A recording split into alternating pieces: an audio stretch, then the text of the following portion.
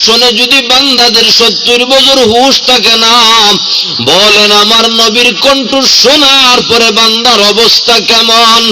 আমার নবীর কণ্ঠ শোনার পরে যদি বান্দার 70,000 বছর হুঁশ থাকে না, তো আমার নবীর এত সুন্দর কণ্ঠ যে আল্লাহ দিল, ওই আল্লাহর কণ্ঠ শোনার পরে জান্নাতের বান্দাদের হালাত কি হয়ে যাবে? আমার আল্লাহ বলেন, বান্দারা তখন বলবে, মালিক না দেখে আপনার কদমে সিজদা দিছি আর পড়ছি সুবহান রাব্বিয়াল আলা।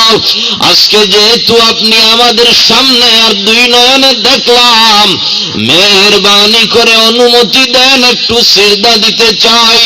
আল্লাহ বলবেন, গোলাম দিতে চাও, পাওয়ার কোনো শেষ নাই, চাওয়ার কোনো শেষ নাই, দেওয়ার কোনো শেষ নাই, যা চাইবি আমি আল্লাহ তাই দেব। মালিক তাইলে অনুমতি দেন, সিজদা দিতে চাই। বান্দারা যখন মাওলার কদমে সিজদায় পড়বে রে, হাজার হাজার কোটি কোটি বছর চলে যাবে, বান্দা এক সিজদায় কাটায় দিবে, কোনো হুঁশ থাকবে না। সুবহানাল্লাহ।